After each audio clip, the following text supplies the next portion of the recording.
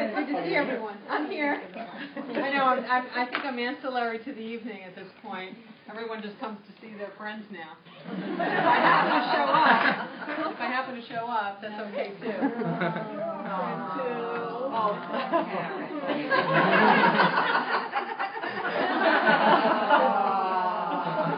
Last night, I had my monthly Enlightenment Power group in the city, and it's usually on Mondays, but last night was not Monday.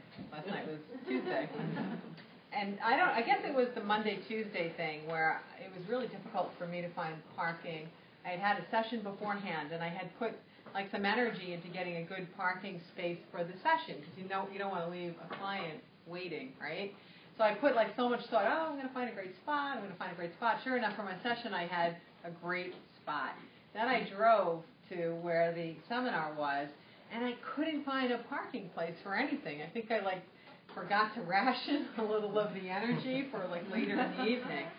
And so I showed up. I walked into my own seminar 20 minutes late. And, that's kind of awkward.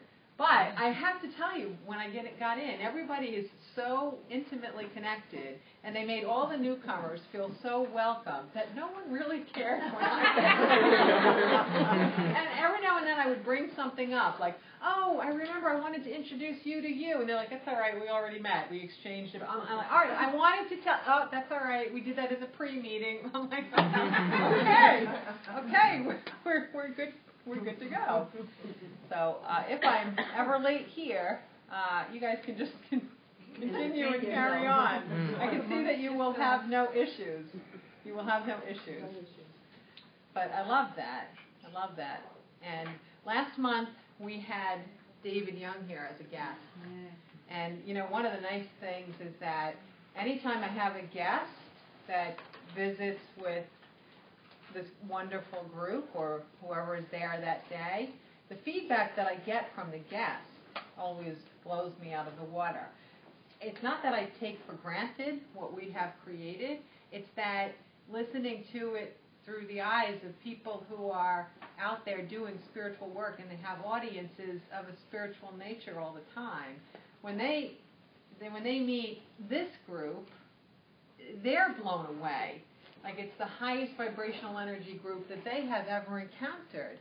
And it's kind of funny, because the next day I'll get a text, and then I'll get another email, and then I'll get another the next day, and then 3 days later I'm like, I'm still high from meeting your clients. And I'm like, okay, all right. Now you know why that even though I work a lot, it never seems like work, because if I had more time off, these are the people I would spend it with anyway. And you guys prevent me from spending time with people I don't want to spend time with. Because you keep me busy. So it's all good. Good job, guys. But that's my way of saying thank you. And I am glad that you have all come to like and love and adore each other, and that you welcome new people. There is a person that had been coming for a couple of months, and I was in touch with her. She had a very difficult happening this week, and the happening prevented her from being here tonight. And one of the first things she did was email me that no matter what her challenge was that was going on, one of the most difficult things was for her to not be here tonight, because she feels like this is her new group of friends and friendship. And I love to pass that kind of information on, that she knew she had somewhere to go that could help her to manage the circumstances and feel better and get that dose of life is good again, and get that feeling of being back on top. So I do appreciate everybody, and I think everybody knows that I appreciate you. Right. So welcome. We appreciate you too. Thank you. She is cute. And a funny thing too, with coming tonight here, because we had David Young here with me last month, and the month before we got snowed out. I feel like I haven't been with you guys in a really, really long time. So I'm fired up. I think that you guys have a lot to say tonight, and I'm going to tell you that if you are faint-hearted or weak of mind, it might be a good idea to just exit quietly now. Take a seat! Yeah, think your guys are going to be as soft as usual this evening. I just have a feeling. I just have a little bit of a feeling that they might not be, but who knows. But to kick it off, though, does anybody have any very cool whispers from the universe that have happened over the last month that they want to share with us? You know, I always ask this, and you were always surprised when I ask it, but I ask it every month. Who's first? Oh, don't get me. Come on, Marie, you have one, right? No, nice coincidences. Yes. Jerry. Is it okay? I don't want to. No, yes. This is your moment. Okay. On April 6th, on Sunday, my late wife had been gone 7 years. That was her angelversary, Sunday, noon. The next day I received a text message that a very dear friend in LA, where I came from, died in a skiing accident on Sunday around noon. Oh, wow. This couple had been very, very part of our community, and I think it's no coincidence. Oh, of course. Of course. That's an incredible conversation with the universe. I think that everybody was able to hear, but the coincidence was that a very dear friend of Jerry's passed away almost on the same hour of the angelversary. I like that term. 7-year angelversary. 7-year angelversary. And he was a championship skier who used to take helicopters to the tops of mountains to ski down. So not likely for that to be the... And he wound up in a tree, hitting a tree and dying instantly. Oh, my God. That's an amazing thing. And those, you said it's not a coincidence. I know what you mean by it's not a coincidence, but what a coincidence is actually an intersection of purposeful events. So it is a coincidence. We just misdefined the word coincidence. From the plane on the way to Lake Tahoe, he called his wife and told her that he felt he had graduated. He was talking about some issue that he'd been dealing with, but he used the word graduated. And my late wife had always talked about her impending, she knew she was dying, and her impending death as her graduation. Wow. That's very cool. Yeah. Okay. That's a very neat. And just look at that in your own life, that kind of an intersection. Well, first of all, I see the passage back home. I see it as a birthday, because I do understand the process of how we feel and the surge of excitement and joy when we reconnect with our full conscious energy. So when we return home, it is a very, very wonderful celebration, for sure. Mm-hmm. And sometimes it's a little bit hard to wrap your head around this concept, but we don't feel, I know it's easy to intellectualize and project that when we pass away, we're feeling badly for the people we leave behind, because that seems like a compassionate thing to do. But if you really understand being without a human body, you understand that there is no pain, there is no negativity. So compassion is not what you're experiencing, because compassion is love mixed with a little tiny bit of pity, meaning that they would prefer your circumstances to be improved. It's a judgment. So when we do return home, we just feel joy and comprehension. And of course, we're going to do everything to guide our loved ones and to help them feel that same intense joy that we feel. And we'll stay with them, and we'll stay connected, and we'll do funny things and silly things and sensitive things to make them know that we are present. But we do feel nothing but bliss and comprehension when we return home.